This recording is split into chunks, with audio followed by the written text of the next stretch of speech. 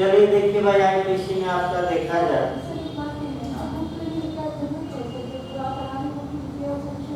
किताब से ज्यादा पढ़ाया जा रहा है। किताब में किताब में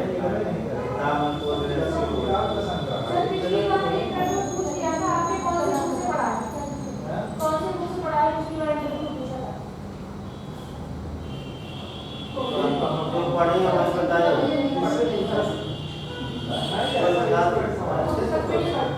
ऐसा क्वेश्चन देखिए आप किसी भाई शुरू किया जाए तो टेक्निकल क्वेश्चन आज निकाला जाए।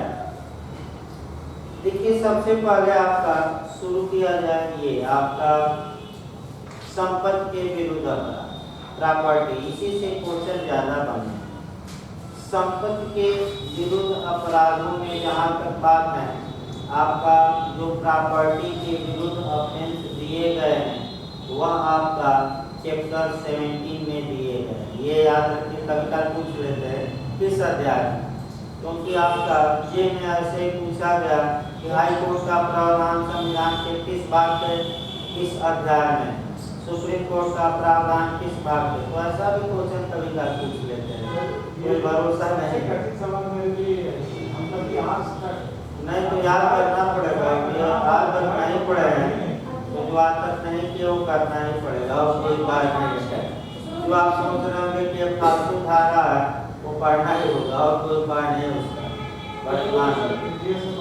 हाँ देखिए भाई आपका संपत्ति के विरुद्ध अपराधों का उल्लेख चैप्टर 17 में यानी कि अध्याय 17 में किया गया।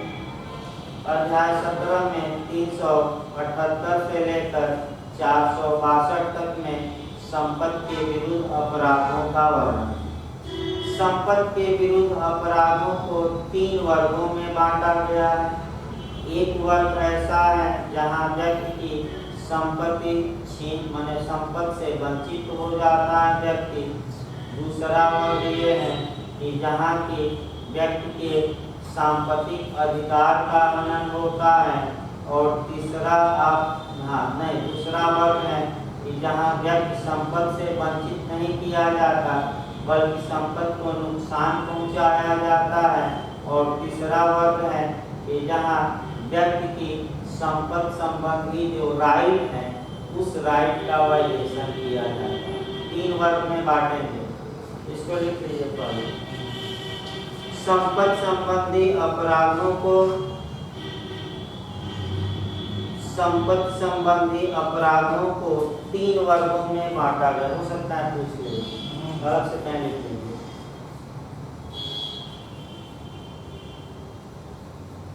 शॉर्टकट में लिखिएगा। फर्स्ट लिखिए संपत्ति से वंचित होना, एकदम शॉर्टकट में लिखना है।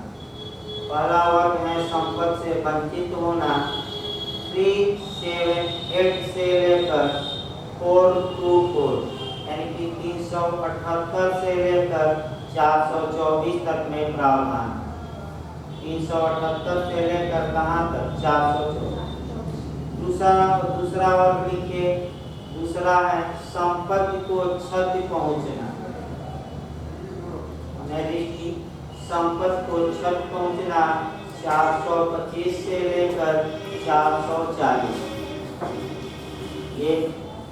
और तीसरा संपत्ति संबंधी अधिकारों का वायलेशन होना, संपत्ति संबंधी अधिकारों का हनन होना, ये 441 से लेकर 462। 441 से लेकर कहाँ तक है 462।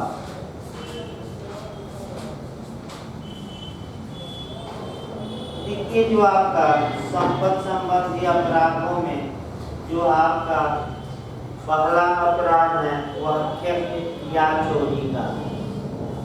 चोरी से ज्यादा क्वेश्चन बनते हैं। जो क्वेश्चन बनते हैं वही क्वेश्चन हम बताएंगे। अब यह नहीं कि परिभाषा बताइए, आपका कर्तव्य है कि घर पर जाकर चोरी की परिभाषा बताइए, तो कम से कम रट्टू तोता भी बनिए।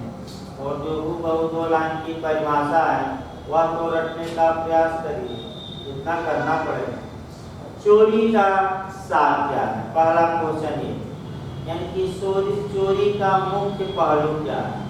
अगर कहीं भी क्वेश्चन आए कि चोरी का सार क्या है या चोरी का मुख्य पहलू क्या है, तो आपका जवाब रहेगा डिसऑनेस्टली इंटेंशन, बेईमानी पूर्ण आशय। ये चोरी का सार है। फिर आपका लूट का सार पूछ ले तो लूट का हिंसा नहीं भाई, भय, हिंसा ना बता दीजिएगा, जरूरी थोड़ा कि मारपीट, भय, भयभीत करना। लूट का सार है भय। और डकैती का सार क्या है, तो भय तो दिखाया ही जाता है, भय प्लस व्यक्तियों की संख्या। भय तो उसमें भी होता है, लेकिन व्यक्तियों की संख्या क्या रहती है आपका 5 या 5 है। इसके बाद जैसे ही बेईमानी शब्द आया, तुरंत आपका बेईमानी पर 2-3 क्वेश्चन जो बनते हैं उसको कवर कर लेंगे। अब बेईमानी पर जो क्वेश्चन बनते हैं 4-5 क्वेश्चन यहाँ निकाले हैं, एकदम क्रम से चल रहा है, एक शब्द को उठाइए और उसी को मानते रहिए।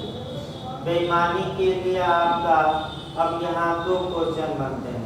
बेईमानी कब कहा जाएगा कि व्यक्ति ने बेईमानी के आशय से कार्य किया, तो आपका जवाब रहेगा आईपीसी की धारा 24 में जाना पड़ेगा।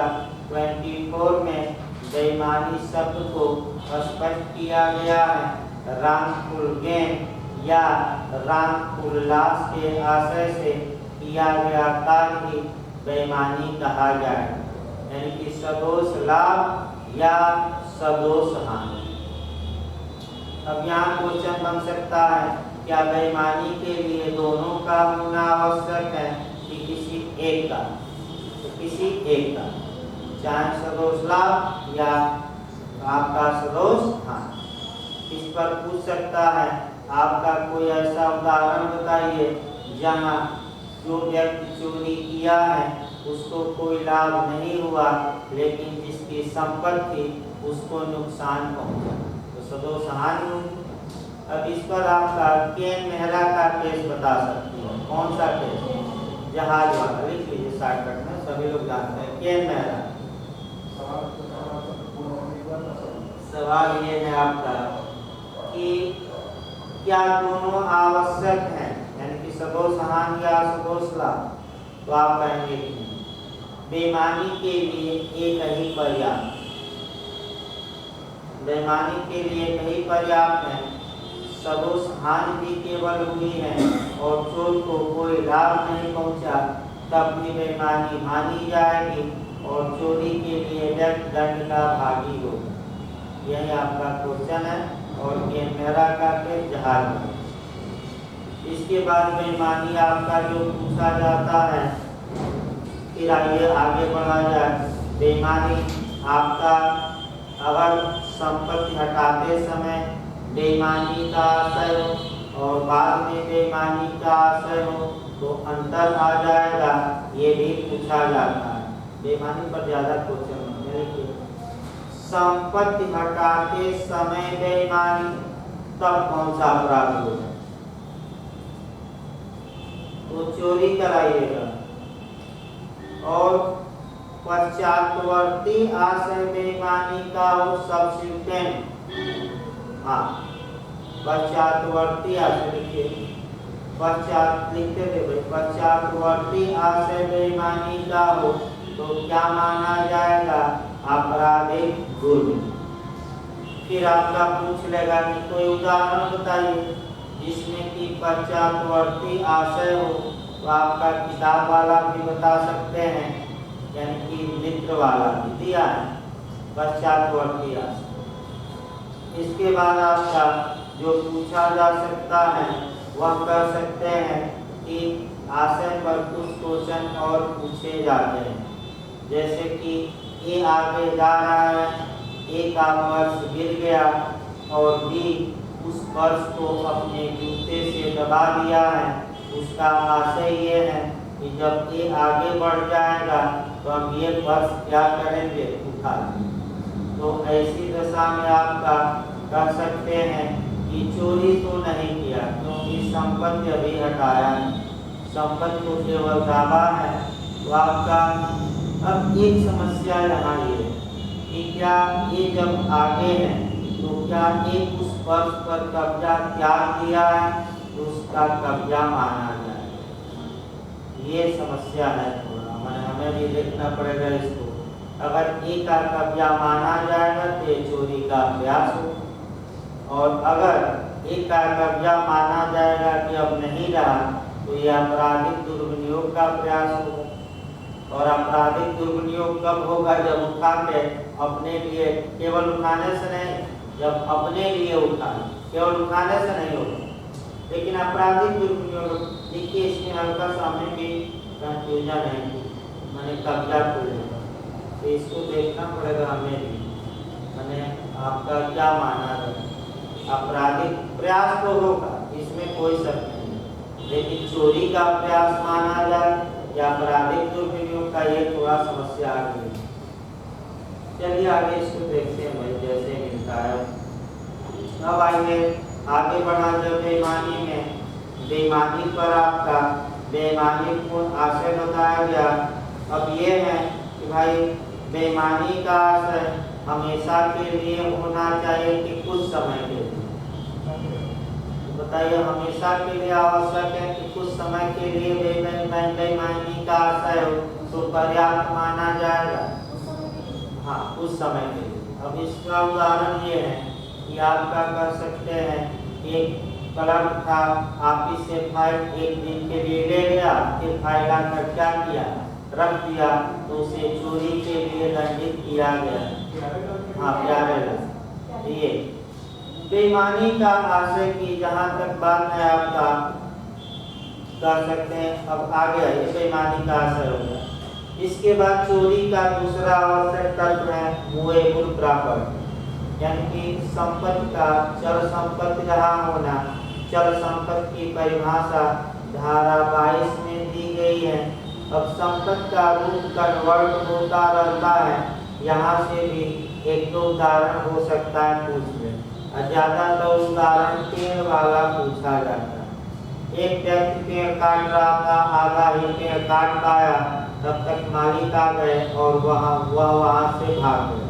ये चोरी नहीं बल्कि चोरी का क्या होगा, लेकिन पूरा पेड़ काट दिया, पेड़ अभी गिरा नहीं था, तब तक मालिक आ गए, भाग गया। तो जैसे ही जमीन से, याद रखिएगा यही, जैसे ही कोई वस्तु जहाँ से जुड़ी है, अगर वह पूरी तरह पृथक हो गई, चाहे जरा सा भी अलग हुई हो, उससे मतलब नहीं है, वह वहाँ से पूरी तरह क्या हो गई, पृथक, तो चोरी के लिए पर्याप्त माना। एक और उदाहरण देखिए, एक व्यक्ति जाता है, एक औरत सो रही होती है, खूब उदाहरण पूछे जाते हैं चोरी पर, लेक्चर में उदाहरण दिमाग में बैठाने अच्छे, और कान की बाली उसकी खोल कर मेज पर रखता है, इस आशय से कि और कहने खोल लेंगे तो सब एक साथ बटोर कर क्या करेंगे, ले जाएंगे। तब तक औरत जग जाती है और वह व्यक्ति वही कान की बाली छोड़कर भाग जाता है, तो क्या उस व्यक्ति ने चोरी का अपराध किया कि नहीं? तो मैं बार बार बता रहा हूँ, भारत में रंच मात्र भी संपत्ति को हटाना चोरी मानी जाए। और यहाँ काम से निकाल कर कहाँ रख दिया था, आपका मेज पर, तो चोरी हो। ये बक्सा वाला उदाहरण सभी लोग जानते हैं। हाँ हाँ, तब प्रयास चोरी का होगा ही। आशा ये है कि हम काट कर लेकर चले जाएंगे और कार्य पूर्ण नहीं हो पाया तो प्रयास होगा।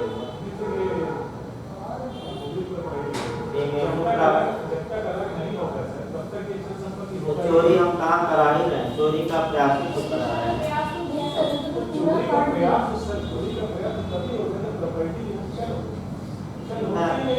नहीं, वो देखिए चल अचल में कन्वर्ट होती रहती है। अगर अचल संपत्ति है और आप अचल संपत्ति हटाने का आप प्रयास, जब एक हट ही जाएगी तब तो चोरी हो ही जाएगी। लेकिन अचल संपत्ति है, आप हटाने का प्रयास कर रहे हैं, तो उसको चल में कन्वर्ट करने का प्रयास कर रहे हैं और वह प्रयास विफल हो गया, आप सफल नहीं हो, चोरी का प्रयास हो गया। क्योंकि अगर वह हट जाती तो चोरी हो जाता। बाधा, अगर आपका बाधा हट जाती तो चोरी हो जाती, चोरी का प्रयास होगा। हाँ, जैसे अगर पूरी तरह अलग हो गया तब भले आपका लेकर ना भागे, चोरी के लिए पर्याप्त। हाँ, जैसे पृथक, लेकिन आधा पृथक हुआ तो चोरी का प्रयास होता है।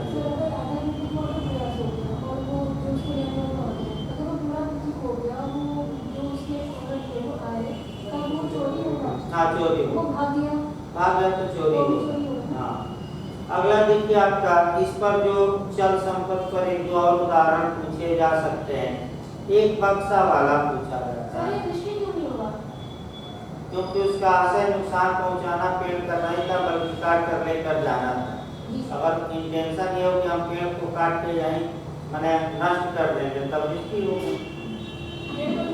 हाँ, उसका उद्देश्य आशय इंटेंशन भी तो देखा जाएगा, काट के और ट्रक पर लाद कर हम क्या करेंगे।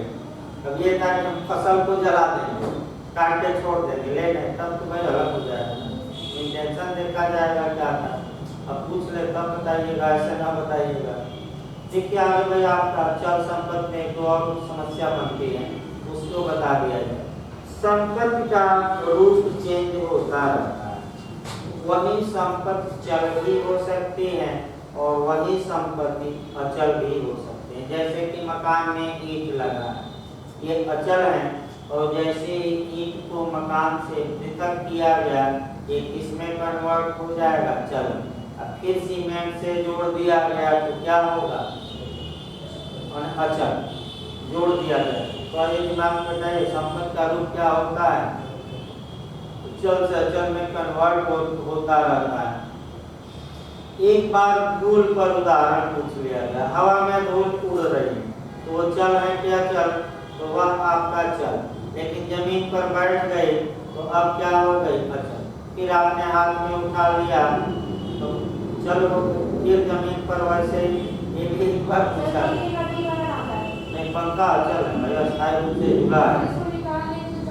हाँ, तब बताइए उतना तो याद ही रखना पड़ेगा। पंखा बिजली हुआ, पंखा हुआ, ये सब, ये मेज कुर्सी आपका चल, क्योंकि अस्थायी नहीं। अगला देखिए आपका चल संपत्ति में एक उदाहरण बक्से वाला, खूब उदाहरण पूछे जाते हैं, कम से कम 10-15 बता दें, और भाई बताना संभव नहीं, इतना कम समय, लेकिन डिटेल उदाहरण तो बताना ही पड़ेगा।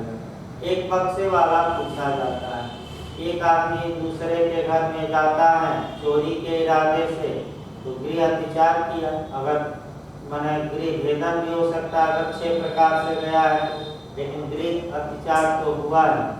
और जाकर बक्सा खोलता है, और बक्सा खोलने के बाद पाता है कि सड़े हुए कपड़े हैं, उसको दया आती है और 100 रुपया रख के बक्से में वापस आ जाता है। कौन सा अपराध किया, तो चोरी का प्रयास किया और गृह अतिचार, दोनों बताइएगा, एक नहीं। तो गृह अतिचार और चोरी का प्रयास, क्योंकि घर में घुसते समय उसका इरादा चोरी करने का था। इसके बाद आपका जो पिछली बार युक्ति में बना था चोरी पर, वही आपका कि मैया मोरी मैं नहीं माखन खाओ, तो तुरंत दिमाग लगा दीजिएगा, मैया मोरी मैं नहीं माखन खाओ, इसमें कहाँ से आप जोड़े, यानी कि ये कहाँ से धाराएं एड है, तो बताइए कहाँ से।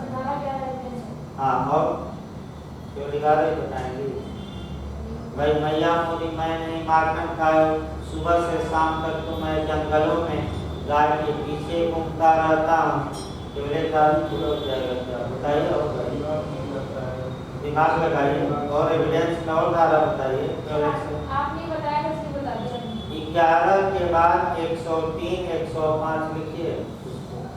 11 के बाद 103 विशिष्ट तथ्य हैं, और इसको साबित करने का भार माखन चोर पर होगा। 11, 103 और आईपीसी की धारा, अगर घर में चोरी है तो 380। घर से माखन, भाई बाहर माखन रखा है घर में, तो चोरी बताइएगा, आप घर में रखा है तो घर में चोरी 380, और घर के बाहर रखा है तो भाई 379, यही तो अंतर है ना। अब देखिए इसको कैसे, पिछली बार कई लोगों से पहले दिन से ही पूछा गया था, ये क्वेश्चन हो सकता है रिपीट कर दे। तो तीन जगह से कोरिलेट करिएगा, एविडेंस 11, एविडेंस 103 और आपका तीसरा आईपीसी में चोरी। वह देखिए फिर से एक बार, इस प्रस्तुत उदाहरण में जो व्यक्ति हैं उस पर माखन चोरी का आरोप लगा और वह अपना डिफेंस ले रहा है कि जिस समय और जिस स्थान पर माखन चोरी का हम पर आरोप है उस समय और उस स्थान से मैं बहुत क्या था, दूर था। अतः मेरे द्वारा इस घटना का किया जाना असंगत है या अनंत संभाव्य, यानी कि पूरी संभावना है कि मैंने ये घटना, क्योंकि इसी को प्ली ऑफ एलिबाई कहते हैं और प्ली ऑफ एलिबाई एक स्पेसिफिक फैक्ट है, विशिष्ट तथ्य है। अतः प्ली ऑफ एलिबाई को साबित करने का भार उस व्यक्ति पर होता है जो उसका प्ली करता है, अभिवचन करता है। यानी माखन चोर पर ही होगा कि वह उस समय जंगल में था, अतः उसके द्वारा माखन चोरी किया जाना असंगत बात है या पूरी संभावना है कि उसने माखन चोरी इतनी जगह से जोड़िएगा। अगला ये भाई चल संपत्ति के बाद कब्जा, सबसे खतरनाक कब्जा होता है। जहाँ तक पोजीशन की बात है, तीसरा पॉइंट चोरी में कब्जा की बात, आपका कब्जा और कब्जा निर्धारित करना जूरिस्प्रूडेंस में सबसे कठिन काम है। इस व्यक्ति का किसी संपत्ति पर कब्जा है ये निर्धारित करना काफी कठिन काम होता है। तो चोरी स्वामित्व के विरुद्ध अपराध नहीं है, पोजीशन के विरुद्ध अपराध है। ये संभव है कि स्वामी कोई और हो, कब्जेधारी कोई और हो, तो तुरंत पहला क्वेश्चन आता है कि क्या कोई व्यक्ति अपनी ही संपत्ति की चोरी के लिए दायी या लायबिल ठहराया जा सकता है।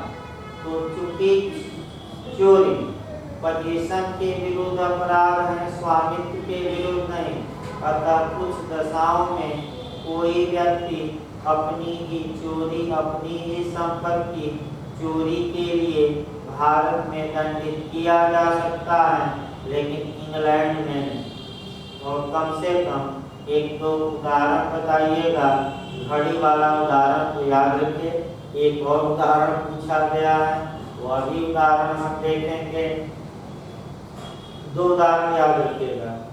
ए बी को अपनी घड़ी मरम्मत के लिए देता है और बी जब दुकान में नहीं रहता तो ए जाता है और घड़ी अपनी वापस ला आता है।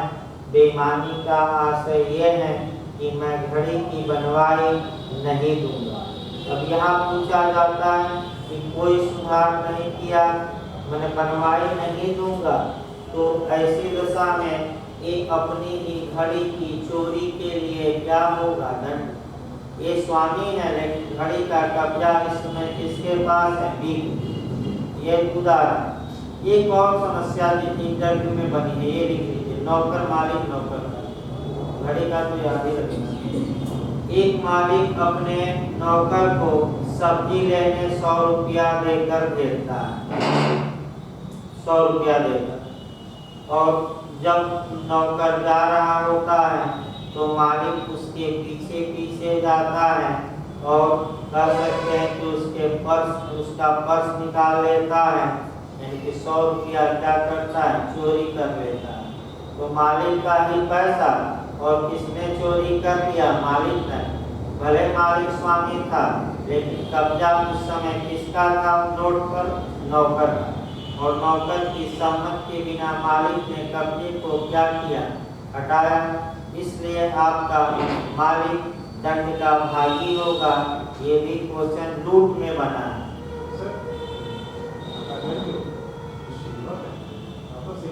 हाँ,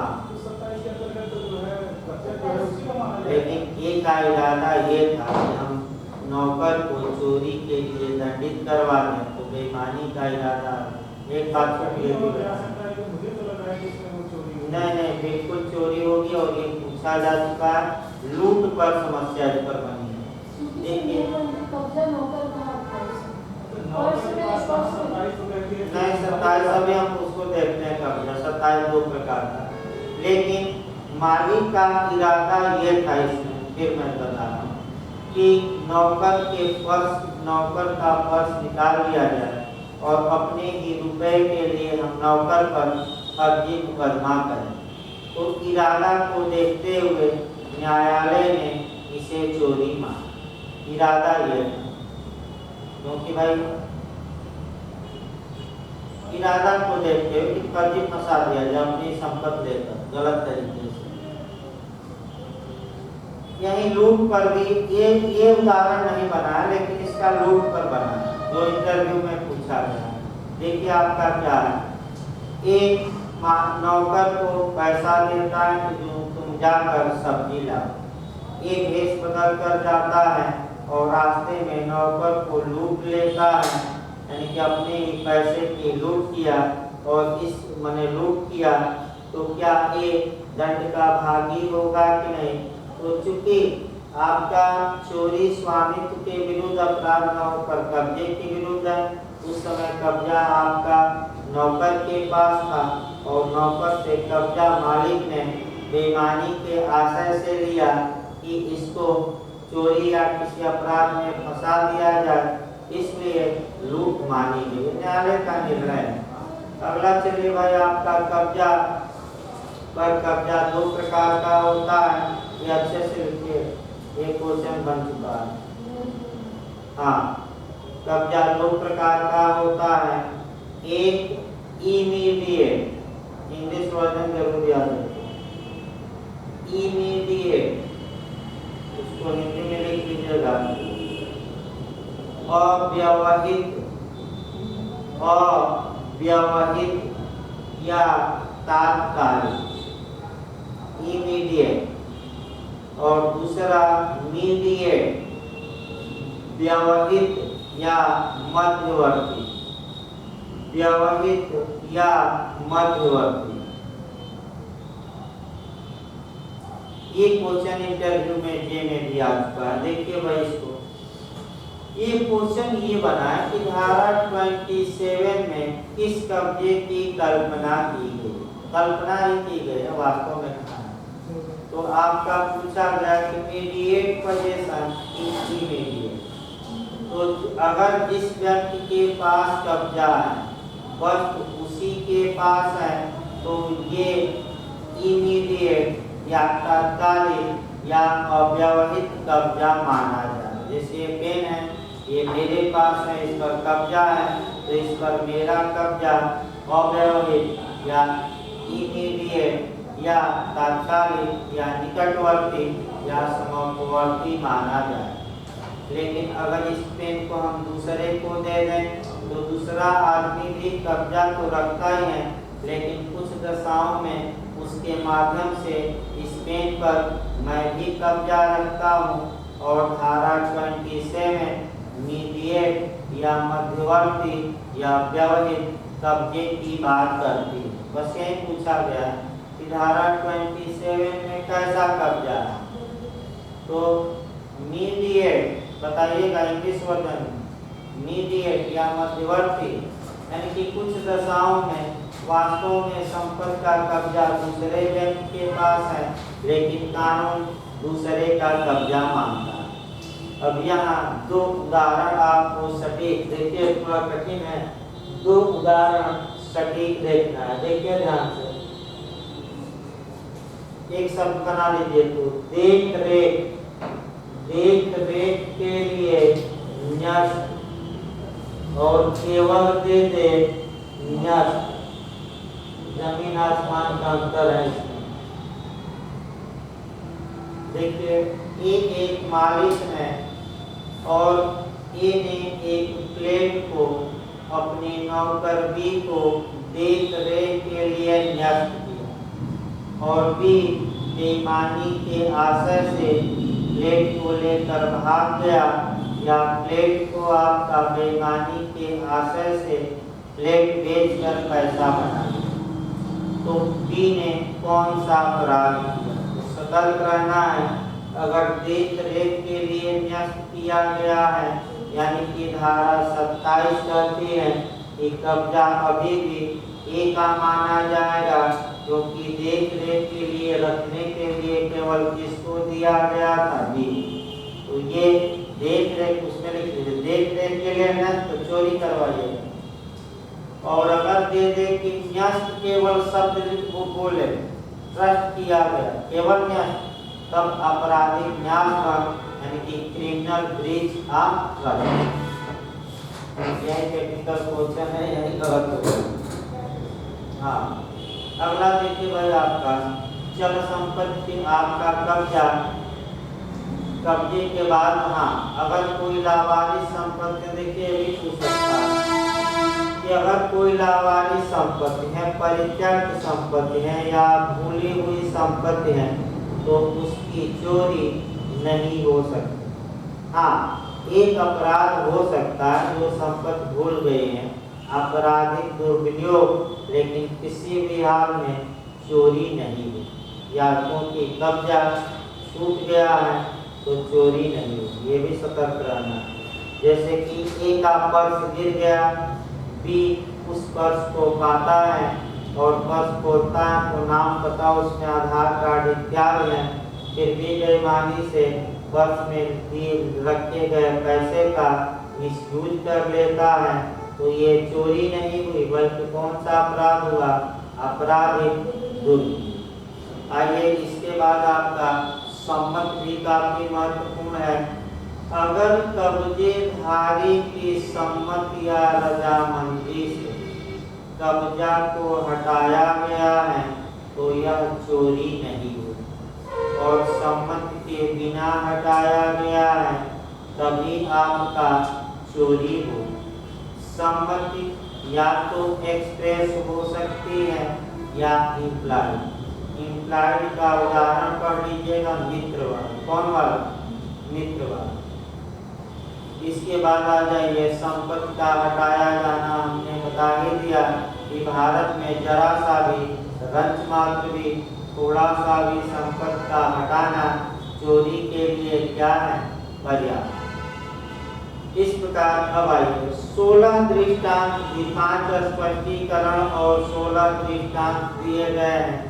16 दृष्टांतों को घर पर जाकर अलग अलग छांट लीजिएगा। 10 में चोरी है, चोरी के तत्व पाए जाते हैं, और 6 में चोरी के तत्व नहीं पाए जाते। अब आपका कर्तव्य है, दृष्टांत नंबर पूछ रहा है, कौन आपका जाल कर्म वाला है, कौन स्वयं की चोरी वाला है, कौन कर सकते हैं कि संपत्ति को रंच मात्र हटाने वाला है। ये सब भाई छांटना पड़ेगा। तो 16 दृष्टांत कम से कम क्या करिएगा? अलग अलग छांटिएगा, उतना पढ़ाना संभव नहीं। थोड़ा आपका अगला देखिए। अब चोरी, आपका चोरी के बाद इसका दंड हम तो सभी लोग जानते हैं, आपका कोई मतलब नहीं। एक्सटॉर्शन आ जाइए। एक्सटॉर्शन 383 में है। एक्सटॉर्शन में किया क्या जाता है? कोई व्यक्ति है दूसरे व्यक्ति को छत का भय दिखाता है, और छत का भय दिखाकर कोई धन या संपत्ति या मूल्यवान प्रतिभूति लेता है, तो आपका कर सकते हैं कि छत का भय दिखाकर संपत्ति ले लिया जाए बेईमानी के आशय से। इसी को एक्सटॉर्शन कहा जाता है। एक्सटॉर्शन में जो मुख्य 2 क्वेश्चन बन सकता है, एक्सटॉर्शन का अपराध किस संपत्ति के प्रति हो सकता है? तो चोरी का अपराध केवल चल संपत्ति के प्रति हो सकता था। एक्सटॉर्शन चल और अचल दोनों। एक्सटॉर्शन में व्यक्ति सम्मत से ही संपत्ति देता है, लेकिन आपका कर सकते हैं कि अपने हाथों से संपत्ति देता है, और आपका ये सम्मत से ही देता है, लेकिन सम्मत पाई जो जाती है वह स्वतंत्र नहीं होती। क्या दिखाकर पाई जाती है? क्षति का भय। क्षति शब्द भी आपका कवर करना है। क्षति पूछ सकता है कि क्षति मतलब कि कौन सी क्षति, तो क्षति यानी कि जो अवैध हो, और क्षति में 4 क्षतियां हैं बताया जाता है, शरीर की, मन की, ख्याति की और संपत्ति। यहाँ जो आपका चल अचल दोनों मारिएगा, एक्सट्राक्शन याद रखिए, क्षति का भय दिखाना और पैसा लेना, इसी को हम क्या कहेंगे, एक्सट्राक्शन या उद्यापन। इसके बाद लूट पूछी जाती है और राबरी में 2-3 आपका क्वेश्चन बनता है। देखिए अब तो पढ़ना ही पड़ेगा कि एक और क्वेश्चन बना पड़ेगा कि उद्यापन कैसा अपराध है। तो उद्यापन एक और आप बता सकते हैं, चोरी तथा लूट के बीच का अपराध है। ठीक है, क्योंकि चोरी के बाद दिया गया और लूट के क्या, पर ये भी एक दो लोग बताए थे, तो भाइयों ने कुछ बोला नहीं। एक्सट्राक्शन क्या है, तो ये भी बता दिए, एक्सट्राक्शन चोरी और लूट के बीच का अपराध है। बीच में है ही तो बीच में लोग बता दिए, लेकिन आयोग ने तो लोग से पूछा गया, कोई आपत्ति नहीं की। सर इसका जो साउंड का मतलब भय हो सकता है। हाँ भय, भय ही हो, भय छत का भय, लेकिन आप कहाँ छत का भय ही दिखाया जाता है इसमें भी।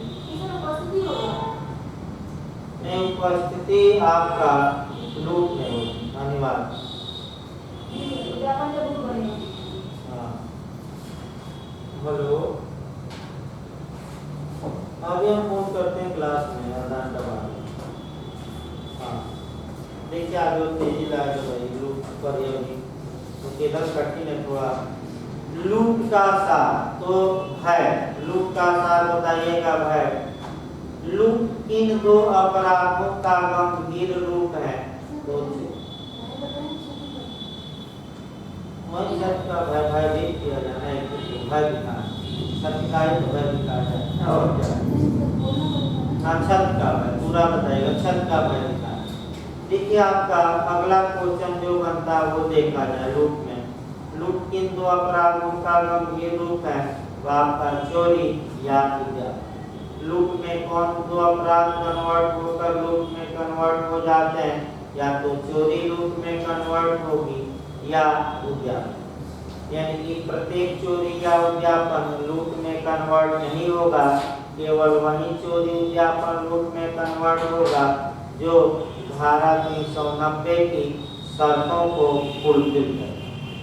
अब यहाँ से आपका बनता है, यही आपका मुख्य याद रखना है, अगर लूट की गई और पीड़ित द्वारा स्वयं अपने हाथों से संपत्ति अभियुक्त को दी गई है, तो ये एक्सटॉर्शन द्वारा लूट मानी जाए।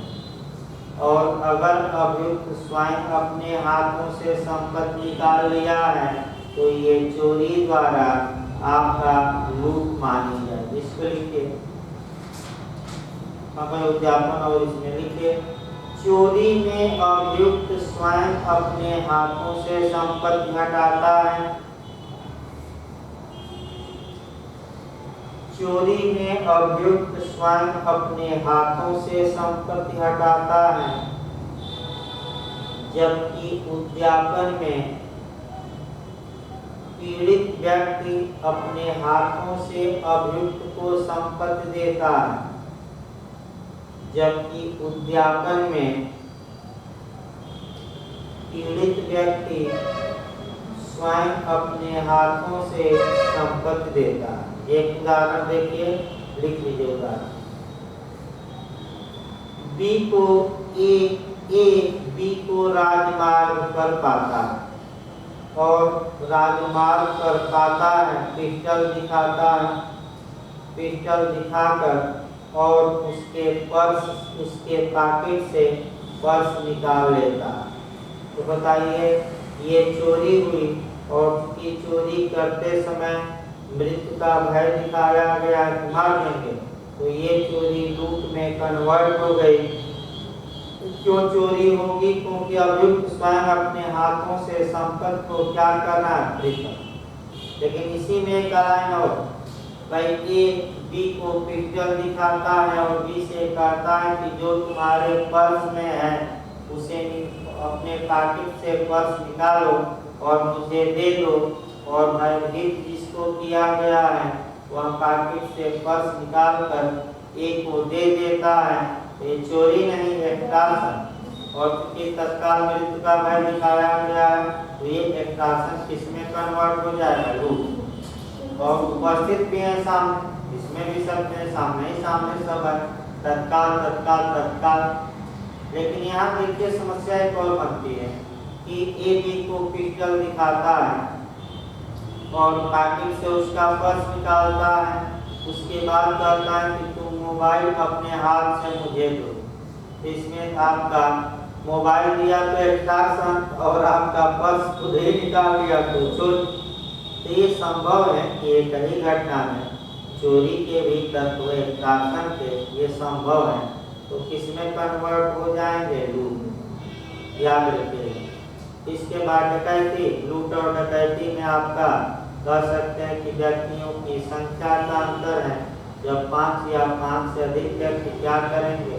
संयुक्त होकर लूट करेंगे तो हम क्या कहेंगे? डकैती। इसके बाद जो क्वेश्चन बनता है, कुछ क्वेश्चन अंतर से पूछे जाते हैं, 3-3 2-2 अंतर केवल याद रखिए। वह तो लिखिए भाई, पहले लिखिए चोरी और उद्यापन में अंतर। देखिए इसे लिख लीजिए तो अंतर याद रखिएगा। चोरी तथा उद्यापन में अंतर पहला जो पूछा जाता है। ठीक है, चोरी केवल चल संपत्ति हो सकती है, उद्यापन का अपराध चल अचल दोनों। शॉर्टकट में लिखिए 3-4 अंतर केवल में। चोरी केवल चल संपत्ति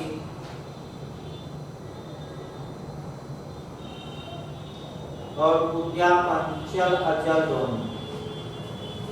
दूसरा, चोरी में भय आवश्यक नहीं है, उद्यापन में क्षति का भय आवश्यक है।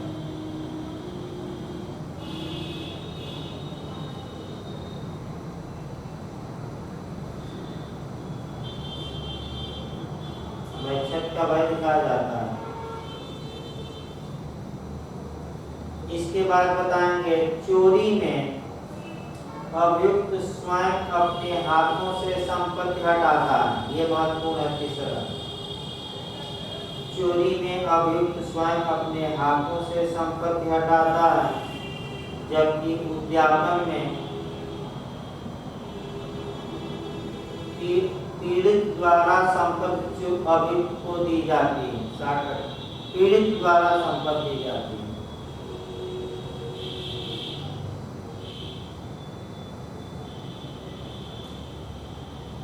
इसलिए अब चोरी, कब्जा और स्वामित्व दोनों के नहीं, चोरी केवल कब्जे के विरुद्ध अपराध है, जबकि उद्यापन कब्जा और स्वामित्व दोनों के। चोरी केवल किसके विरुद्ध और उद्यापन दोनों के।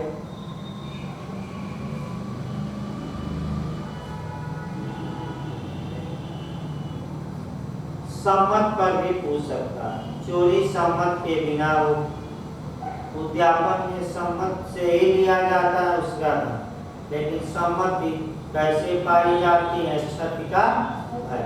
ये 4-5 अंतर बताइए। सर, पीड़ित का ज्ञान भी हो सकता है। जिस समय चोरी की जाती है तो पीड़ित को ज्यादा ज्ञान नहीं रहता तो संपत्ति लाई जाती है, तो उद्यापन में सबको पता होता है, ज्ञान रहता है उसको जिस संपत्ति लाई है। लेकिन सर ये पॉइंट है नहीं, लेकिन पॉइंट बताया जा सकता है। अच्छा पॉइंट है। वैसे क्योंकि पॉइंट कभी बोलता नहीं है, लेकिन पॉइंट कर सकता है और अच्छा। जिसकी संपत्ति चोरी उसे आभासी नहीं हुआ कि चोरी हो गई। तो पता चलेगा चोरी की कराएगा। ये समस्या इसको हम भी देखेंगे भाई। आपका मैंने ऐसे झांसी की रानी थोड़ा सा। अगला लिखे चोरी और डकैती, लूट और डकैती में कभी का अंतर पूछ लिया जाता है। देखिए लूट और डकैती में अंतर तो किसमें जानेंगे, सब आगे बढ़ाएंगे। लूट और डकैती में क्या अंतर है, ये कभी काल पूछा जाता है। लूट और डकैती में 3-4 अंतर लिखिएगा।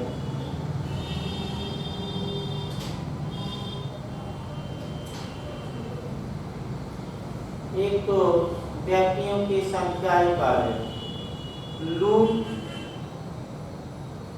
में 4 या 4 से अधिक व्यक्ति, 4 या 4 से कम व्यक्ति, और डकैती में 5 या 5 से अधिक व्यक्ति की संख्या पर आ जाएगी।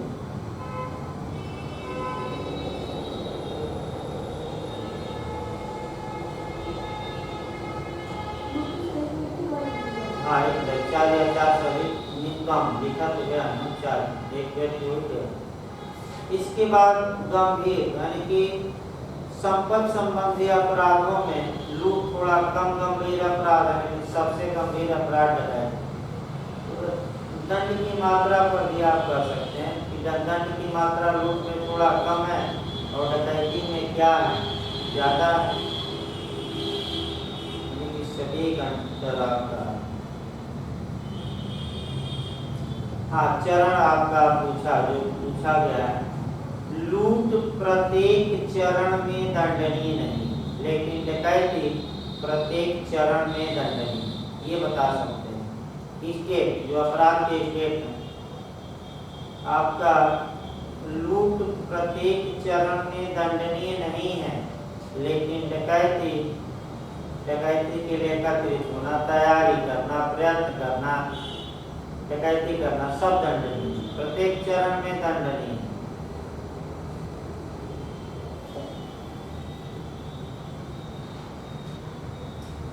इसके बाद आपका ये तो प्रत्येक लूट डकैती नहीं होती, लेकिन प्रत्येक डकैती लूट होती है, ये तो कोई बता देगा। एक और अंतर सटीक निकाला जाए आपका।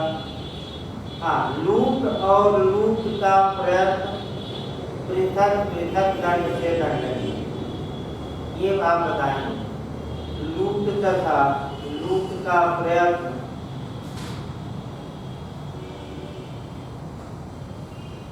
भिन्न भिन्न दंडों से दंडनीय है,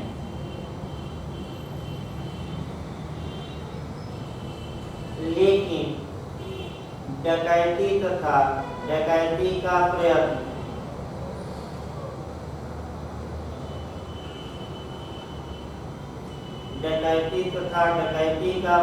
एक ही धारा में समान दंड से दंडनीय है। ये अंतर महत्वपूर्ण है।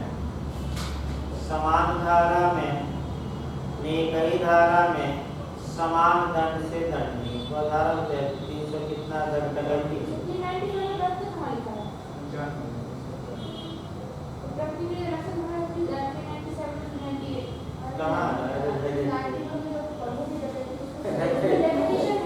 तो उसी के डिफिनेशन से कोरिलेट करके तो बताया जा रहा है। 391 का दंड सामान्य 395, अब उसको 391 पड़ेगा डकैती या डकैती का, तब उसको लिखो। आगे देखें। इसके बाद आपका आपराधिक दुर्विनियोग और आपराधिक न्याय, इसमें अंतर पूछा जाता है। इसको अंतर 4-5 सटीक याद रखना है, लेकिन हल्का हल्का आपराधिक दुर्विनियोग और आपराधिक न्याय हम 2-2 लाइन बता दिया जाए, सभी लोग जानते हैं। आपराधिक दुर्विनियोग मतलब ये हुआ कि किसी चल संपत्ति का मिसयूज करना।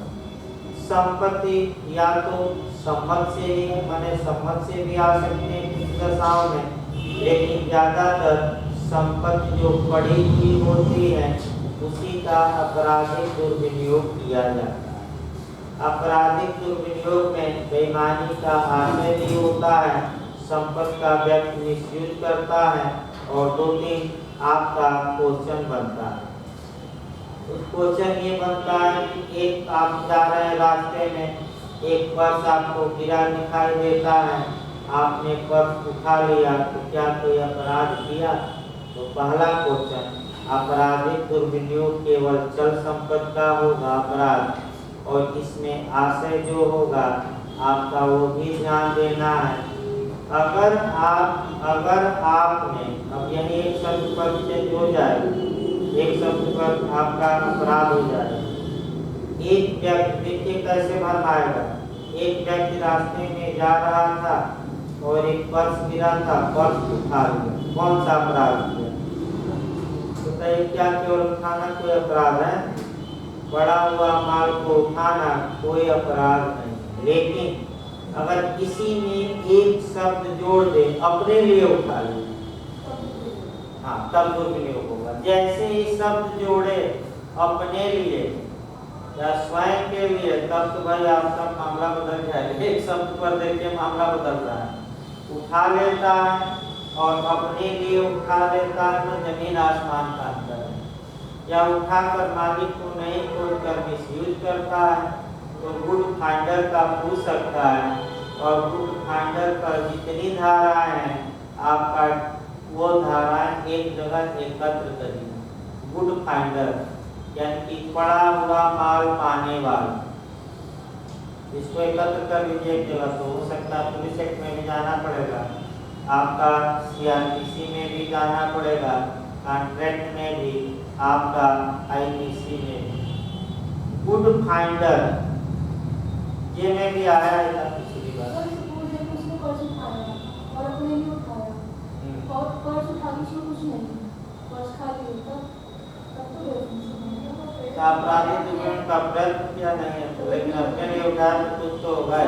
लेकिन सर उसको कोई मालिक नहीं सकता, उसने उठाया तो कौन सा नहीं होगा, और उसने पर्स खोया। मालिक से खो गया ना, देखिए अब ये देखिए, अगर पर्स ऐसे किसी ने फेंक दिया, यानी तो अबैंडेड हो गया, एक दिमाग में बैठा लीजिए, अबैंडेड जो या परित्यक्त जो आपका सामान होता है, उसका उसके प्रति अपराध नहीं हुआ।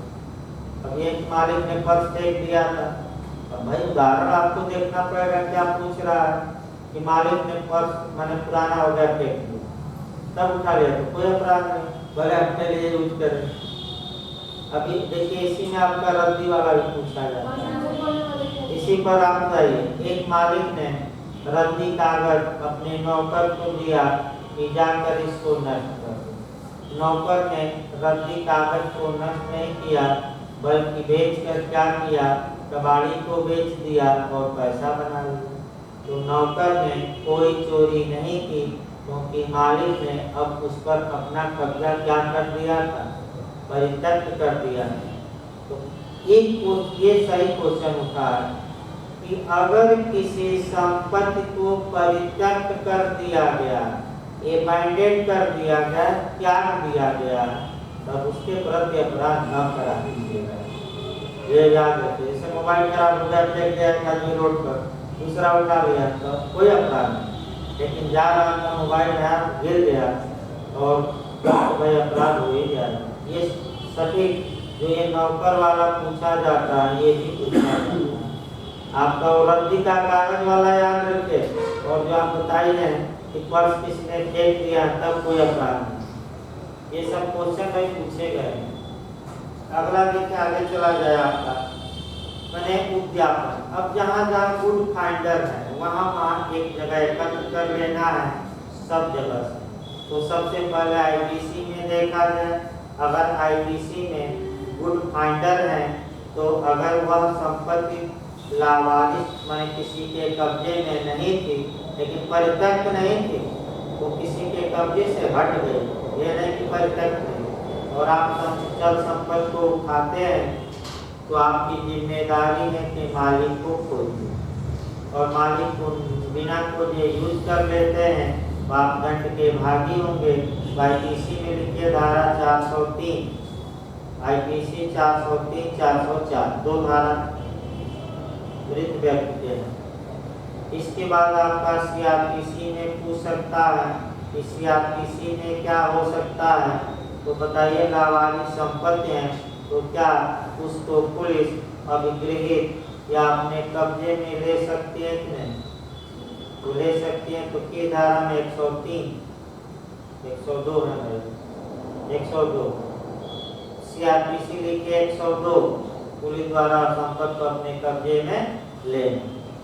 इसके बाद आपका CRPC के बाद पुलिस एक्ट पूछा जाता है कि लाबादा भाई यानी कि बिना दावे की संपत्ति, तो 25, 26, 27 तीनों पढ़कर जाइएगा। कौन?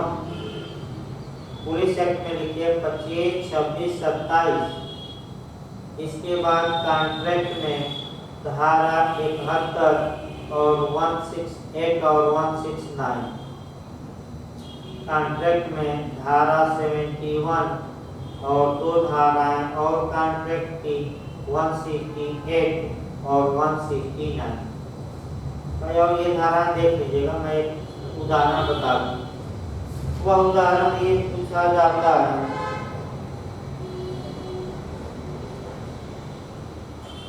हेलो, हाँ अभी पूर्ण करते हैं 10 मिनट बाद आपको क्लास में।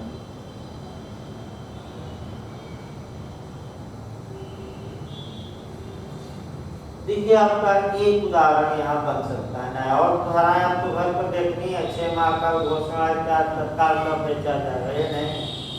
एक उदाहरण मैं बता रहा हूँ कि कब पड़ा हुआ माल पाने वाला उस माल को बेच सके और किसी अपराध का दोषी नहीं होगा। ये क्वेश्चन आपका बन सकता है, तो बस एक लाइन बताइएगा। जब पड़ा वाला 169 है कॉन्ट्रैक्ट में, हाँ विधि पूर्ण प्रभार का 2/3 मालिक को खोजने में खर्च कर चुका। एक उदाहरण देखिए, एक मोबाइल पाता है और मोबाइल की कीमत 9,000 है, लेकिन मोबाइल के मालिक को खोज रहा है और खोदते खोदते 9,000 का कितना खर्च कर दिया, 2/3, यानी कि 6,000 वह क्या कर चुका है, खर्च।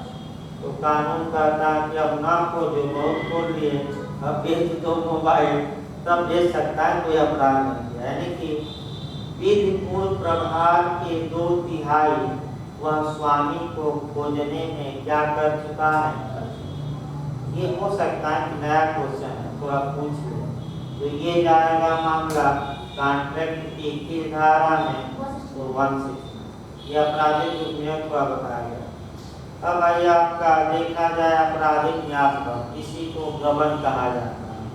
गबन क्या है, क्या क्रिमिनल ब्रीच ऑफ ट्रस्ट क्या है, गबन क्या है, अमानत में खयानत डाल देना क्या है, अमानत में खयानत कहा जाता है, अमानत में खयानत, गबन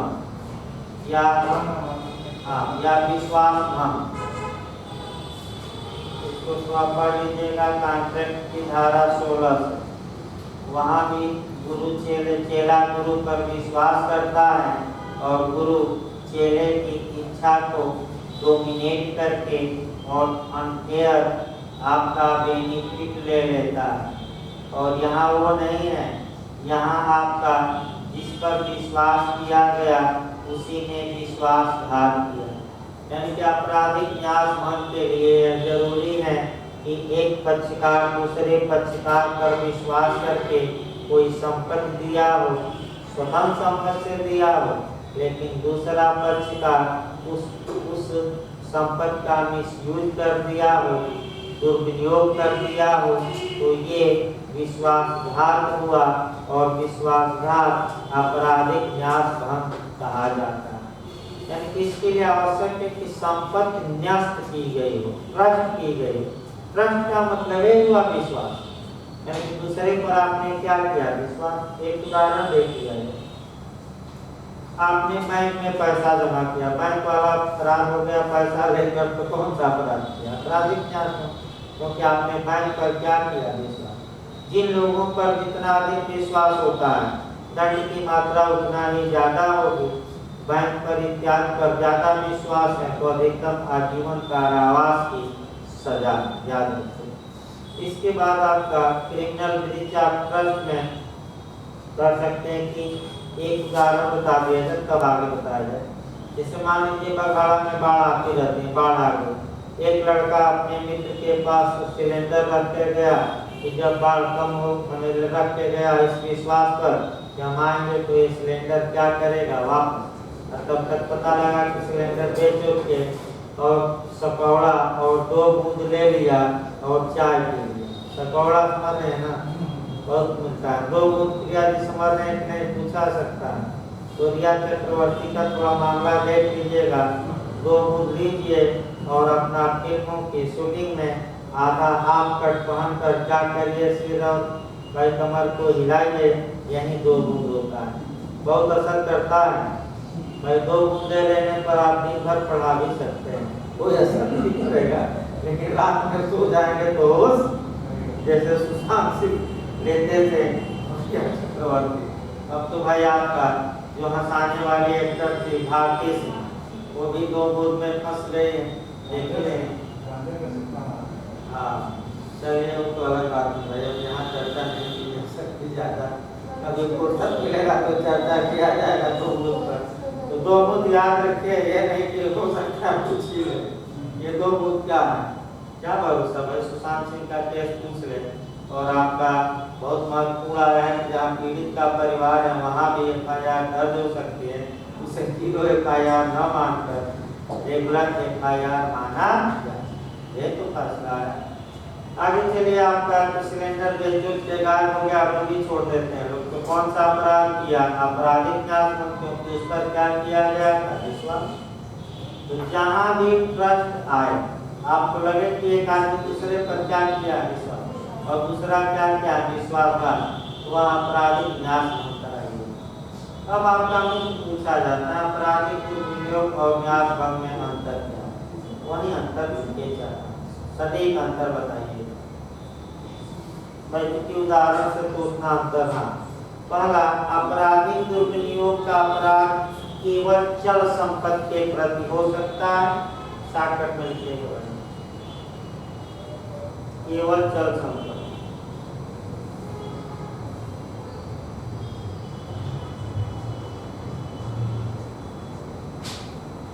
जबकि न्यास भंग,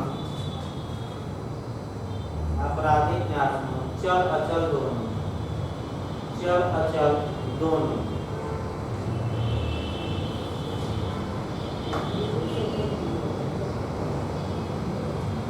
देखिए, आपराधिक दुर्विनियोग में संपत्ति का कब्जा किसी भी तरीके से प्राप्त किया जा सकता है, यानी कि कोई पहले से कब्जाधारी ना हो तब भी।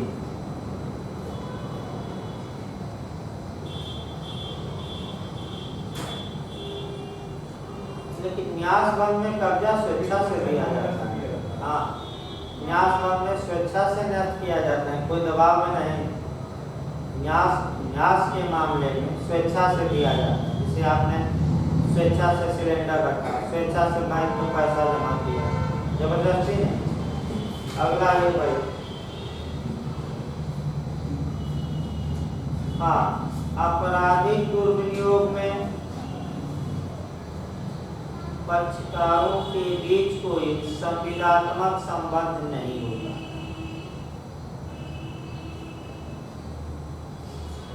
आपराधिक दुर्विनियोग में पक्षकारों के बीच कोई संविदात्मक संबंध नहीं होता।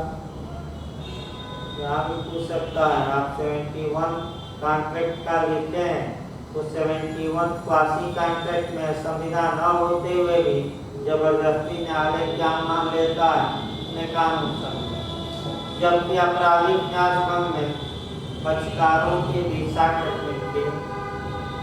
कॉन्ट्रेक्चुअल यानी कि संविदात्मक संबंध होता है।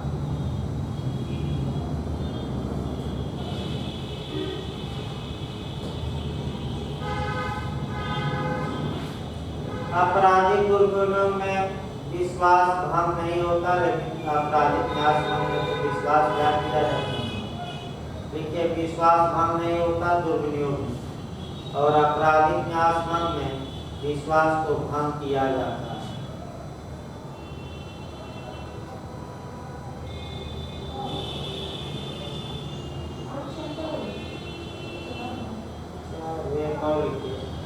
पड़ी हुई संपत्ति अगर पाते हैं तो कभी भी उसका न्यास भंग नहीं होगा, क्योंकि विश्वास ना किया गया। उसका सदैव क्या हो सकता है, अगर होगा भी तो आपराधिक दुर्विनियोग। एक तो देखिए, चोरी में तो दिमाग में बैठा, अब आया टिकट वाला उदाहरण पूछा जाता है। टिकट, जैसे कि एक महिला है, एक व्यक्ति काउंटर पर खड़ा है, और काउंटर वाले व्यक्ति को पैसा देते हैं कि हमारा भी टिकट ले, और काउंटर वाला व्यक्ति उसका टिकट न लेकर महिला का फरार हो जाता है पैसा लेकर, तो कौन सा अपराध किया है? तो इसमें आपका चोरी माना। क्यों? क्योंकि जो इंग्लैंड के विदेश न्यायालय ने निर्णय दिया, ये कहा कि महिला ने नोट पर अपना कब्जा त्यागा नहीं, बस अपने हाथ की जगह दूसरे के हाथ का वह काउंटर में क्या कर रही थी, ये हम नहीं बता रहे भाई, ये न्यायालय का क्या निर्णय। तर्क किया जा सकता है, लेकिन जो न्यायालय ने बताया वह हम बता रहे हैं कि आपका ये एक और उदाहरण टिकट का बनता है, और वही बनता है कि ये से कहा कि टिकट अपना दिखाओ, और देखा और अपना टिकट दे दिया उसको, और उसका टिकट ले लिया, जो टिकट दिया वह कम दूरी का था, तो इसमें धोखा देने के इरादे से कार्य किया गया, तो चीटिंग होगी। कौन सा अपराध? अच्छा भाई, टिकट वाला उदाहरण भी पूछा जाता है, और टिकट का उदाहरण एविडेंस में भी याद रखिएगा। अगर कोई व्यक्ति टिकट नहीं लिया है तो कौन सी धारा अप्लाई होगी? 106, और 106 एविडेंस में जो याद रखना है, आपका घटना स्वयं बोलती है, उसको क्या बोलते हैं? रेस्ट एप्सा लाक्विशन। अब 103 और 106 में भी अंतर याद रखिएगा। 103 में स्पेशल फैक्ट और 106 में विशेषता ज्ञात कर। ज्ञात का मतलब कि वही व्यक्ति जानता है कि घटना कैसी घटी, जैसे दहेज ये हो गया, दहेज मृत्यु हो गया, टिकट लिया था आपने। और स्पेशल फैक्ट मतलब कि उसको ज्ञात नहीं रहता। लेकिन आपका 103 और 106 में अंतर पढ़कर आइएगा। 103 के लिए आपके रिबाई में अप्लाई होगी, और 106 टिकट वाले में। ये भी आपको सतर्क रहना है। तो 4-5 अंतर पर्याप्त है। इसके बाद आपका तो बताया ज़्यादा। कल आइए देखिए, प्रकाश सर आ जाएंगे तो 12 बजे से उनको लगा दिया जाएगा। 12:30 तक रात हुआ। एडीए वाले उनकी ओर आ गए हैं। तो भाई ये है कि एडीए सक्रिय भी है तब इस समय योगी बाबा के दौर में, और मार तोड़ देखते रहे किसका मकान कब टूट जाए, कोई भरोसा है। ये भी सही बात है कि 90% मकान तो इलाहाबाद में अवैध है, और एडीए नोटिस देकर जब चाहे सब क्या करें, तोड़ दे। और स्टेट लैंड है वो भी ले, एक पैसा नहीं देते। आप खुद तोड़िए, अगर सरकार तोड़ती है तो मलबा हटाने का भी पैसा वसूलेगी। और 600 रुपया कि 1200 रुपया घंटा जेसीबी इसका है, जेसीबी का 600 में क्या गाँव में चली थी हमारी 800 रुपये ले रहे थे। नहीं तो सरकारी रेट ज़्यादा होगा, आपके यहाँ 800 रुपया। अरे भाई अब देखिए ब्रिटिश, हम तो बताए भाई, आगे बता रहे हैं कि झांसी की रानी हमने इनका नाम दिया। क्यों? क्योंकि आंदोलन में भी सक्रिय थी। देखिए पढ़ाई में भी कम समय में, उदाहरण है प्रिया जी, कम समय में आई और आपका कोर्स की बैठे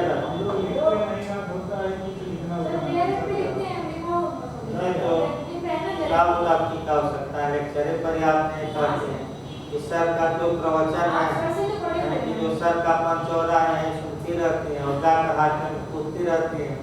ये भी नहीं, 2-4 लोग सवाल पूछती हैं, बताओ बताओ, और 2-4 लोग बुलाती हैं कोचिंग में कि तुम बता नहीं पा रहे, वहाँ पढ़ते हो, चलो यहाँ।